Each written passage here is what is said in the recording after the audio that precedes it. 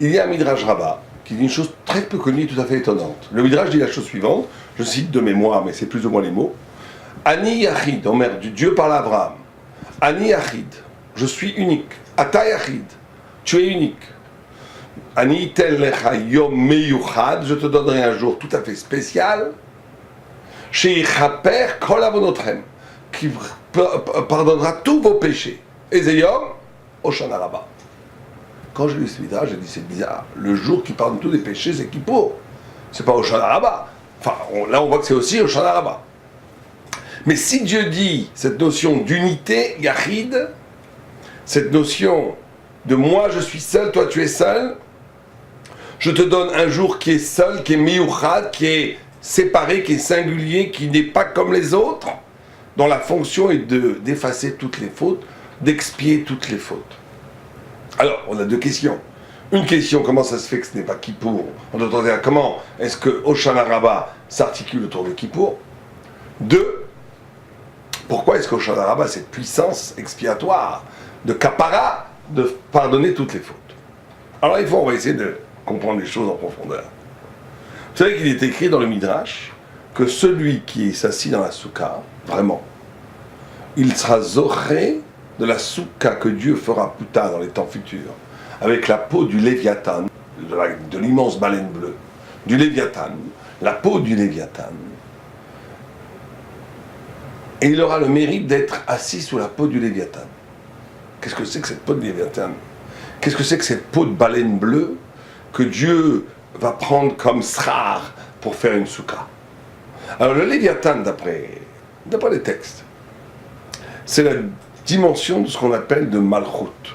Malchut, c'est une dimension extraordinaire, puisque dans les 10 sphirotes, la 10e sphira la plus basse, c'est la Malchut. Mais c'est la sphira qui n'existe que parce que l'homme existe. Que Biachol. En d'autres termes, toutes les autres manifestations de Dieu, sa volonté, Keter, son intelligence, Rochma, l'intelligence de l'intelligence, le reflet de l'intelligence, Bina, l'équilibre entre les deux, le Dat, l'esprit, que ça soit l'amour, que ça soit la loi, que ça soit la splendeur, l'équilibre entre ces deux, que ça soit le fait que Dieu gagne toujours, Netzach, que ça soit le fait de Mida Keneged Mida, que tout a un reflet, que ça soit le catalyseur de tout cela, tout ça, c'est du côté de celui qui donne. Mais il y a Malchut, Nemelech, que celui qui est Nimla. C'est-à-dire qu'on est Mamlich, le roi. On donne un roi qui n'a pas de sujet n'est pas un roi. Un roi qui aurait le pouvoir de créer des êtres absolument automates, qui honorait le roi parce que le roi fait un programme dans des robots qui ferait que des millions d'hommes s'inclineraient devant lui, ce ne serait pas une Malchut, ça serait ridicule, puisque ce serait le roi lui-même qui a coordonné ce kavod. Le kavod n'existe, le kavod qui est l'équivalent du Malchut, n'existe que si on peut, Dieu préserve, ne pas donner de kavod. En d'autres termes, c'est la liberté humaine, sa liberté fondamentale, ontologique, le fait que l'homme est un Baal Bechira, qu'il a une liberté d'être un Racha, un Tzadik. C'est en ce sens-là qu'on a besoin de Rachaïm. C'est parce qu'il y a le mal, le bien, parce qu'il y a la possibilité d'honorer Dieu, de donner l'éloge à Dieu, ou de fuir à Elad dans les discothèques. C'est parce que l'homme peut honorer Dieu ou ne peut pas l'honorer qu'il y a un kavod dans le fait que j'honore Dieu. La liberté est fondatrice de l'honneur de Dieu. D'ailleurs, c'est le sod du tchouva de Prinat Malchut. Il y a deux tchouva. Il y a une tchouva qui n'existe que parce qu'on honore Dieu. Imaginez un homme, un roi, qui tous les matins est venu s'incliner devant nous sur son seigneur, un des seigneurs, un des ducs, et un autre qui se rebelle contre le roi. Le jour où le rebelle vient devant le roi et s'incline devant lui, eh ben, le monde entier ne parle pas du pauvre gars qui vient depuis 30 ans tous les matins s'agenouiller devant le roi, on l'a oublié celui-là, alors que c'est le juste. On parle que de Balchoua, que de celui qui est venu honorer le roi alors qu'il était arraché avant. Pourquoi? Parce que c'est un grand honneur que même ceux qui étaient contre lui se soumettent à lui. D'ailleurs, c'est pour ça que Dieu dit que Moshe dit à Dieu au moment après la peine du Vaudor, peine Yomrou, si tu tues les Juifs dans le désert, les gens vont dire que tu n'as pas la force de les sauver. C'est-à-dire qu'il a utilisé le kavod pour avoir une expiation. C'est Tchouva Prinat Malchut. La Malchut, c'est le kavod. Il y a une autre Tchouva qui est Prinat Keter, qui est de se fondre dans la lumière de Dieu, et on est pardonné de tout. comme un homme qui entre dans un mikvé céleste. Mais en tous les cas, la notion de kavod et la notion de malchut, c'est la même notion, et qui est le seul lieu de la révélation divine où l'homme, bien sûr dans toutes les 10 sphirotes, l'homme est concerné. L'homme profite du chesed de Dieu, l'homme profite de la justice de Dieu, etc. Mais là où l'homme est constitutif de la révélation, c'est malchut, c'est Léviathan. C'est que s'il n'y a pas l'homme, il n'y a pas de malchut. C'est-à-dire que la notion même de malchut n'existe que par l'homme, parce que l'homme participe à la royauté de Dieu. Or la soukha, c'est le lieu, c'est le makom, l'endroit où se révèle cette dimension de malchut, de Léviathan. Ça veut dire quoi? Et là, il faut aller encore plus loin. La notion de temps, de relativité du temps, la notion du temps qui n'est pas un temps structuré à partir du passé, et qui est un temps qui invite l'avenir, Zman, qui veut dire invitation. La notion de temps, où le temps juif qui est comme le présent est riche d'une infinité de potentialités, a été très très discuté. On le voit partout dans le Maharal de Prague, dans le Paraditzak, dans Shel Gaon de Vilna, Bereshit, c'est le temps. Création, première chose que Dieu a créée, c'est le temps. Mais on a moins parlé de l'espace. L'espace est lui-même un des aspects de la révélation divine. Il y a le temps, il y a l'espace, il y a l'âme. Un des aspects de la révélation divine, c'est la notion d'espace. Alors vous savez que Makom a pour force numérique, Gamatria, 186. Même, Kouf. Makom. 2 fois même 80, Kouf, 100, 180, Vav, 186. Alors quand on prend le nom de Dieu, Yud, Ke, Vav, Ke, Yud, Ke, Vav, Ke, Yud, et qu'on les multiplie par eux-mêmes, Yud, c'est 10. 10 fois 10, ça fait 100. Ke, c'est 5. 5 fois 5, ça fait 25, 125. Vav, ça fait 36. Et encore Ke, 25, 25, 25 et 100. 150, 36, 100, 186. C'est-à-dire que le makom, la notion de makom, la notion d'endroit, a pour racine ontologique, racine essentielle, le nom de Dieu qui se développe. La notion d'endroit, c'est l'irradiation d'impossible. D'ailleurs, les scientifiques ont trouvé aujourd'hui la notion du Big Bang. Le Big Bang, c'est à un moment donné, il n'y a pas d'espace, il n'y a qu'une pure énergie, il n'y a que la pure énergie infinie, qui est ce dont parle le Ramban, le Hayuli, qui est la première matière originelle de l'énergie, sur laquelle tout va être créé. Dieu n'a créé que cette matière, d'après le Ramban. Le reste, ce n'est que de la Yetzira, c'est-à-dire faire avec quelque chose qui existe déjà. La seule chose qui existe, que Dieu ait créé de ex nihilo, c'est le Hayuli, dit le Ramban, c'est cette énergie que les scientifiques ont découvert, cette boule microscopique, boule d'énergie qui a une infinie puissance, avec un taux énergétique incroyable, qui se dilate et qui crée l'espace. L'espace est une création, même si le temps est la première création qui permet à l'espace d'apparaître, comme dit le Gaon de Vilna. Mais l'espace est une création, et donc toute création est une révélation. Il faut bien comprendre que toute création est une révélation, et que création, révélation, rédemption, c'est la structure même de l'être. Dieu crée, quand il crée, il révèle dans sa création. L'intelligence de sa création est une révélation. Il crée et il révèle en même temps. Et ça a un but de perfection qui est la rédemption, qui est le Mashiach. Donc l'espace est une révélation de Dieu. Création de l'espace, révélation du nom de Dieu qui se dilate et qui permet à la chose d'exister. Qui permet à la chose d'exister. Rédemption, la finalité de l'espace, c'est d'être avec Dieu, c'est Léviathan. Léviathan, c'est de comprendre que notre espace fondamental à nous, c'est d'être avec Dieu. D'être lié à lui au sens où notre lien est si fort que nous devenons nous-mêmes constitutifs, un chelek, une part d'une de sa révélation. Une part de sa révélation. C'est ça la notion de la soukha. La soukha, c'est de comprendre que la notion d'espace est une révélation et qu'il nous est demandé à nous de contribuer à la création d'un espace avec notre propre corps, avec notre propre être, avec une vie, avec une existence dont l'essence elle-même sera tellement liée à Dieu qu'elle sera elle-même révélation de Dieu sur terre. C'est ça la notion même de la soukha. Ça, il faut bien comprendre ça, c'est fondamental, la notion du Léviathan. La notion du Léviathan, c'est la notion de sortir, sort d'une dirat kva et va dans une dirat arai. Ça veut dire quoi? Alors tout le monde dit le drache qui est très vrai d'ailleurs, qu'il faut comprendre que le monde est éphémère, qu'il faut abandonner le béton, la matière, qu'il faut abandonner le confort pour aller sur les ailes de la Shrina symbolisée par la Sra. Tout ça c'est vrai, mais ça a tellement été répété que c'est plus un chidouche. On va dire un chidouche qui est à partir du Péléyoetz. Péléyoetz, c'est une chose incroyable. Péléyoetz, c'était pas quelqu'un qui distribuait des ségoulottes comme ça. Il dit que celui, et nous on est au Shana Rabbah ce soir, il nous reste encore 24 heures, un peu moins de 24 heures. Que celui qui, dans la soukha, est dans la joie, il oublie tout. Il oublie ses problèmes. Il oublie ses problèmes. Il n'existe plus ces problèmes. Et qu'il est dans la joie d'être avec Dieu, avec le Léviathan, dans le Léviathan. Il lui mouftar, c'est sûr, qu'il aura une année de bonheur, où tous ces problèmes vont disparaître. Alors il faut y croire.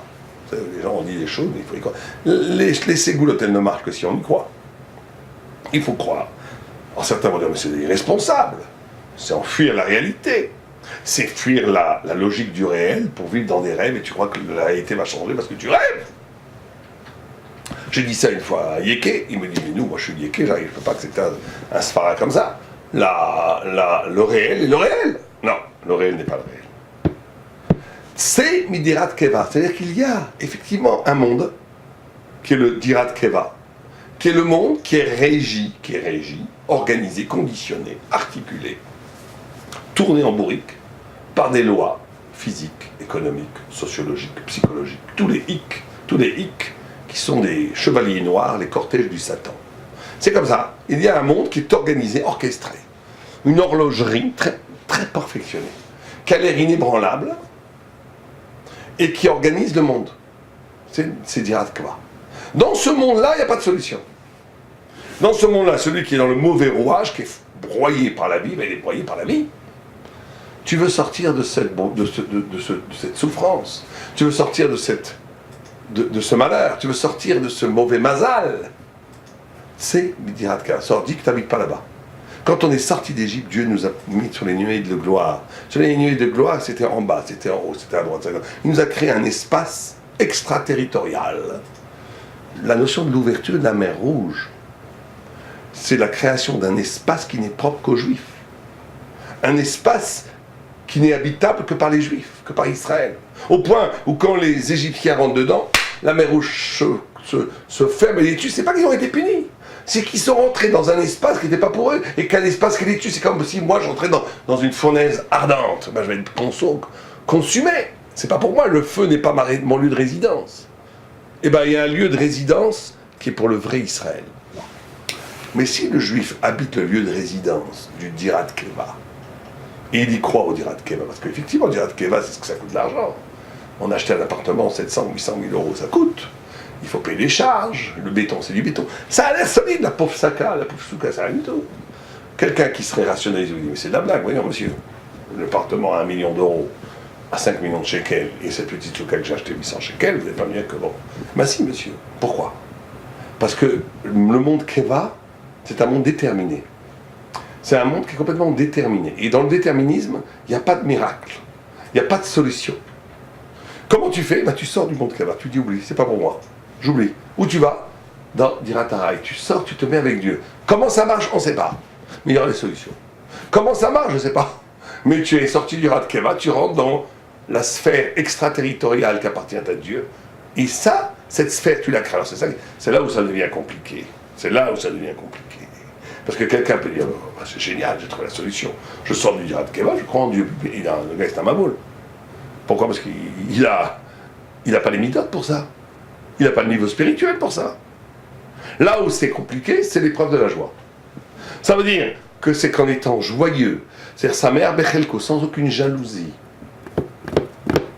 sans aucune vexation, sans aucune akpada, ne pas s'énerver sur toutes sortes de ch'touillottes. Même si des fois des gens vous énervent. Ben, si quelqu'un t'énerve, c'est que tu es dans Dirat Keva. Tu es dans le donnant-donnant, tu es dans le psychologique, tu es dans un déhic. Donc ça ne suffit pas de dire « Ah oui, génial, j'ai trouvé la solution, je sors du Dirat Keva, je sors de ma cité de béton pour aller dans la lumière de Dieu. » Oui, mais dès que quelqu'un t'énerve, ta femme, ton fils, ton frère, t'énerve, quelqu'un te fait la tête, t'es pire que lui. Tu n'es jamais sorti du Keva, tu te fais des films. Tu te fais des films, il faut s'arrêter de faire des films. Il vaut mieux aller dans le Dirat Keva. Il y a rien de pire que quelqu'un qui se fait des films. Il vaut mieux rester dans la cité de béton, dans la tour de béton. Reste dans la tour de béton. Tu veux sortir de la tour de béton? Ou tu veux sortir de la villa de Neuilly qui est aussi nulle que la tour de béton? Tu veux sortir de la matière, du déterminisme, de la finitude, de la tristesse, de la chair qui va mourir et pourrir dans la terre un jour? Tu veux sortir de la Vera, la petite jouissance électrique qui dure quelques secondes et que tu détruis l'éternité pour des bêtises? Tu veux sortir de la jalousie, du ressentiment? Tu veux sortir? Ben, il faut passer par l'épreuve de la joie. La joie, c'est simplement d'être tellement avec Dieu, d'être dans le Léviathan, d'être tellement lié à Dieu, que tu es indifférent à toutes ces bêtises. Tu es avec Dieu. Et au contraire, tu aimes l'autre, parce que Dieu aime l'autre, tu ressembles à Dieu. Au contraire, tu veux aider l'autre, tu n'es pas jaloux de l'autre, etc., etc. Donc l'épreuve d'une possibilité d'échapper à Dirat Keva pour entrer dans Dirat Harai, qui est le Léviathan, qui est l'espace, ou l'espace, qui est le nom de Dieu qui se développe, qui permet à l'existence d'exister, et qui est dans une existence tellement haute que tu deviens toi-même le lieu, un des éléments constitutifs du lieu de la révélation qui s'appelle Malchut. Cela, de façon très curieuse, passe par la notion de joie. Par la notion de joie. Vous savez qu'on a lu Azinu, on va lire Zot HaBracha, la Shira. La notion de Shira. La joie passe par le Hallel. On doit chanter. Quelle est la différence entre une pensée structurée autour d'un langage ou une pensée structurée autour d'un chant? Que vous en dites? Quelle est la différence entre une pensée structurée autour d'un langage ou une pensée structurée autour d'un chant? Ce serait quoi la différence? Allez-y, le dis-toi, je vous écoute. Qu'est-ce que vous en dites? Je préfère que vous le dites vous-même. On essaye d'être joyeux. On parle de la joie. Eh bien, il y a deux grandes différences. Un, c'est que, extraordinaire ce que dit le Maharal de Prague. Il dit une pensée structurée autour de la parole, c'est une pensée qui est limitée à celui qui parle. Donc c'est limité. Quand tu commences à chanter ou à penser en chantant, tu as une pensée qui est ouverte à l'infini. Quand on chante, on a des fulgurances de compréhension qui dépassent nos asagotes, qui dépassent nos compréhensions. On est en lien avec le chant est un lien avec l'infini. Au point où le Midrash dit que toute la Torah, elle est faite là. Elle est secondaire par rapport à la Shira, par rapport à Azinu, par rapport à Zot HaBracha. C'est incroyable, c'est une exagération. Quoi, le chant que Moïse a fait est principal par rapport à toute la Torah qui parle de la création du monde, des avot, de toutes les mitzvot. C'est quoi ça?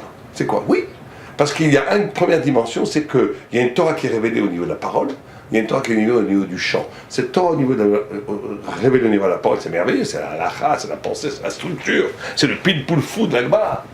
C'est tout ce que vous voulez, mais il y a une dimension supérieure, qui est peut-être la Kabbalah, mais en tous les cas, qui est liée à l'infini. C'est-à-dire qu'une pensée qui est liée, un chant, il touche à des niveaux qu'il ne comprend même pas, parce qu'il chante. Et le Maharal de Prague dit, une deuxième dimension qui d'après moi est la même chose. Il dit, une parole est liée au locuteur, à celui qui l'a dit. Alors qu'un chant, en essence, il est structuré, son tochen. Il dit, le tochen est nitna, c'est-à-dire son essence est donnée par celui qui l'écoute. Dans le chant, il y a une dimension que le chant qui sort ne devient un chant que si on l'écoute. C'est par l'écoute du chant. C'est-à-dire qu'on est capable de produire une dimension spirituelle qui vient de nous, qui devient elle-même une révélation, qui en retour se révèle aux oreilles de ceux qui l'écoutent. C'est ça Léviathan, être dans la Shouka. Léviathan, on l'a dit, c'est d'être dans la dimension de Malchut, dans la dimension de la création d'un lieu, où l'homme lui-même devient une partie de la révélation divine. Et bien le chant du Hallel, le chant d'Ashira, de Azin, le chant de Zot HaBracha, le chant, la pensée au niveau du chant, c'est une pensée où l'homme pense tellement fort, tellement proche de Dieu, que sa pensée n'est plus une parole. Sa pensée, dans son essence, est structurée par le fait qu'elle s'adresse à tout le peuple juif. Elle devient une prophétie. Elle devient, dans son essence, elle ne devient elle-même que quand elle est écoutée par un autre. Elle devient Torah donnée par Dieu. Elle atteint une dimension où elle ne devient elle-même son tochen, son essence, le sens profond de ce qu'elle exprime, ne va se révéler que dans l'oreille des autres. C'est-à-dire, on est dans la révélation pure. C'est pour ça que la notion de joie, de makom, de lieu, et de malchut, et de révélation, sont le lieu même de la soukha. C'est pour ça que c'est un des moments les plus hauts de l'année. Et Hoshana Rabbah, alors on a dit, Hoshana Rabbah. En quoi ça répond à notre première question? Hoshana Rabbah, on a dit, jour spécifique. Je suis Ani Yachid. Dieu dit je suis unique. Il dit à Abraham, Ata Yachid, toi aussi tu es unique. Je vais te donner un jour unique où tu vas prendre toutes tes fautes vont être pardonnées. C'est Hoshana Rabbah. C'est quoi ça? C'est quoi? On a dit c'est Kippour, le jour où tout est pardonné. Non, Kippour, c'est quelque chose de général. C'est le niveau du pardon au niveau de la parole. Hoshana Rabbah, c'est au niveau de pardon au niveau du chant. On va expliquer. Kippour, tu as fait des fautes. Tu as fait des lavim d'oraïta. Tchouva plus Yom Kippour, tu es lavé complètement pardonné, fini, il n'y a plus rien. Si à Karet, il faut un petit peu d'Issourim. Priou Hachem, il faut la mort. Mais bon, Yom Kippour est là pour tout laver. Mais c'est un pardon universel. C'est un pardon qui tombe sur tout le peuple juif. Bien sûr que chacun est pardonné individuellement, mais chacun est pardonné individuellement comme un élément de Ashrechem Israël.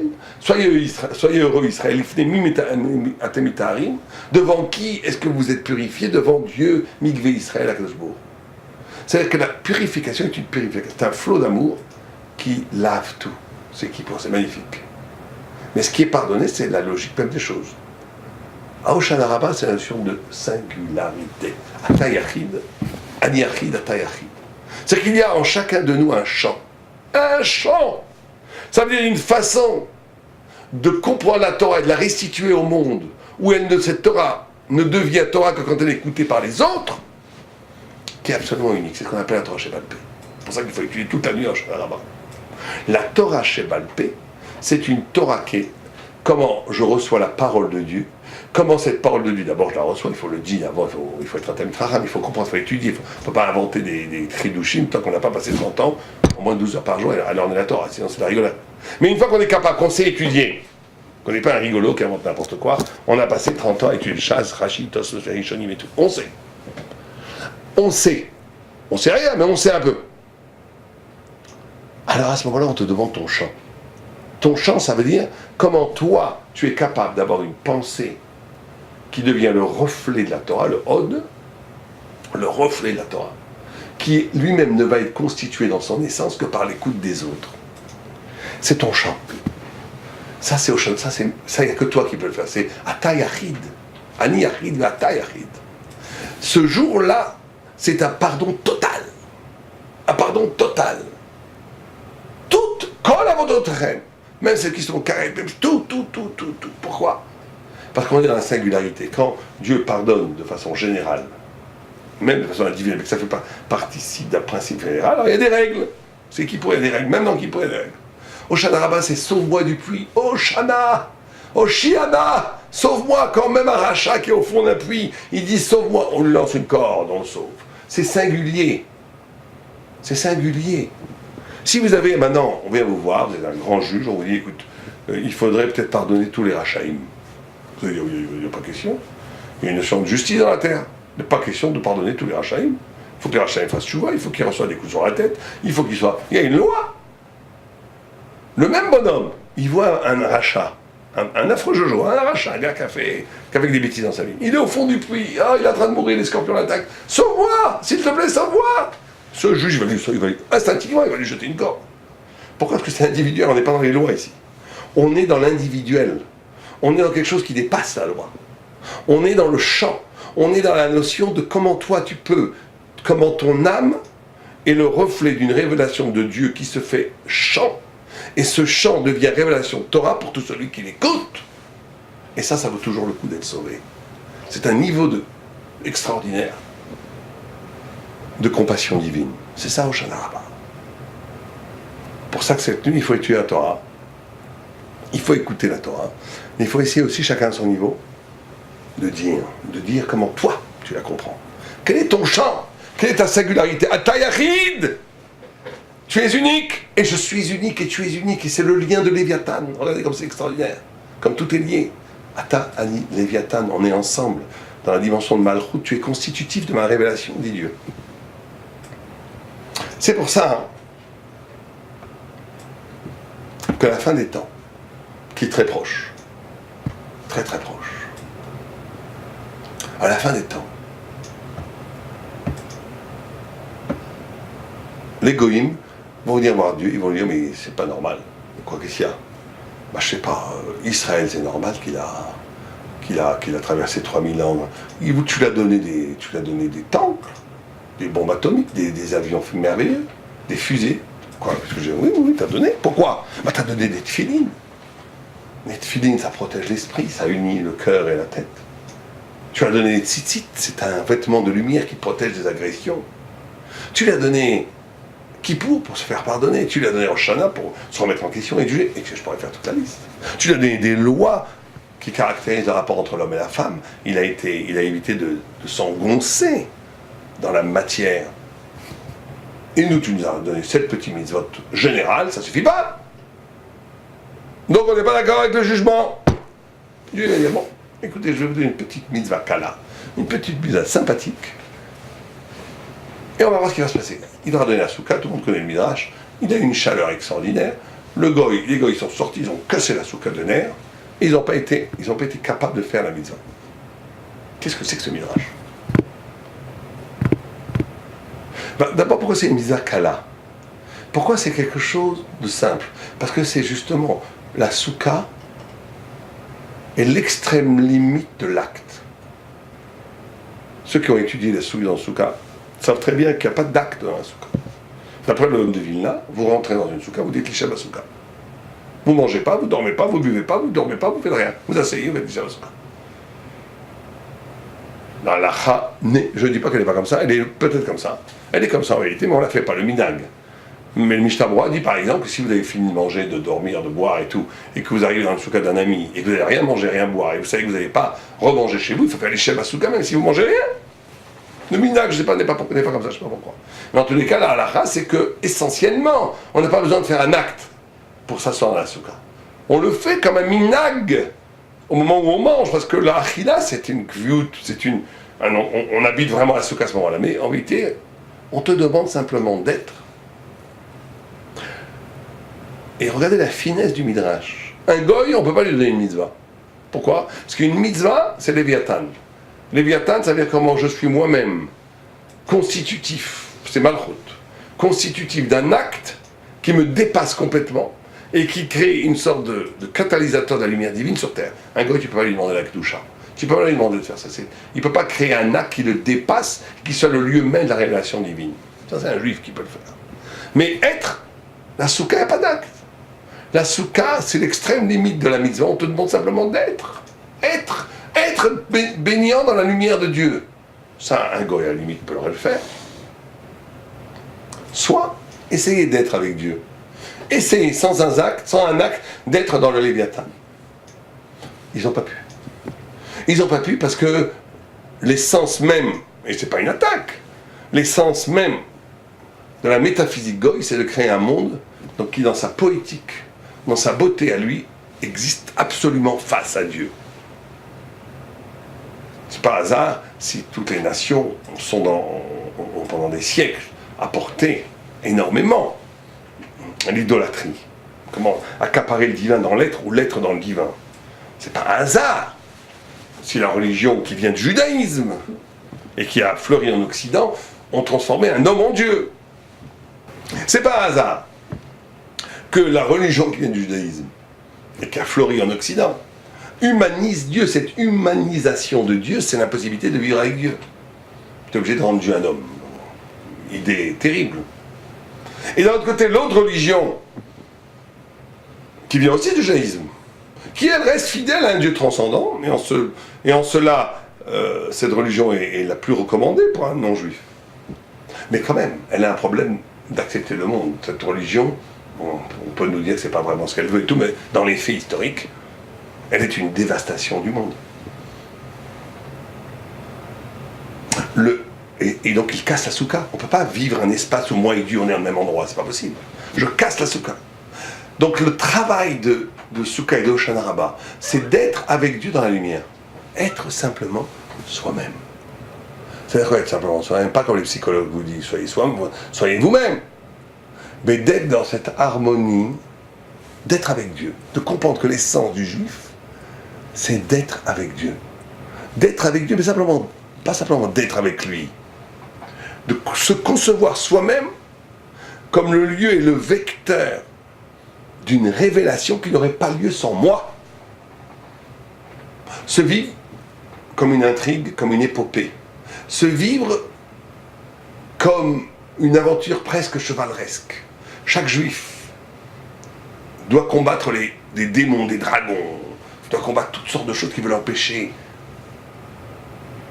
d'accomplir sa mission. Et la vie d'un juif, c'est une vie merveilleuse, parce que c'est une vie qui est faite de combats, d'embûches et de triomphes. C'est ça la notion d'Hoshana Rabbah. On va sortir avec le Lulav et avec la Haravot, et on va tourner hors Mekif, pour dire on a vaincu le Satan. Il y a le jugement entre Esav, les deux séirs, les deux boucs qu'on a choisis par la Agrala, par le tirage au sort. Un va à la Azazel et un à la Hachem. Celui qui va à Azazel, c'est Ésaü. Celui qui va à Hachem, c'est Israël. Mais chacun, à l'intérieur de nous, a ces deux parts. Cette part du mal et cette part du bien. Choisir, faire surgir, brandir cette part du bien. Et dire c'est celle-là qui va gagner. C'est ça le travail essentiel qu'on doit faire en Hoshana Rabbah. Hoshana Rabbah, c'est Pitkat Tava, ça veut dire que c'est le jour du jugement terminal. Après Kippour, après Kippour, c'est Hoshana Rabbah, où à Netz, au matin, c'est le jugement terminal. Et donc, il y a ce travail à faire, de se considérer soi-même comme le makom. Makom comme épanchement, ou plutôt irradiation du nom divin.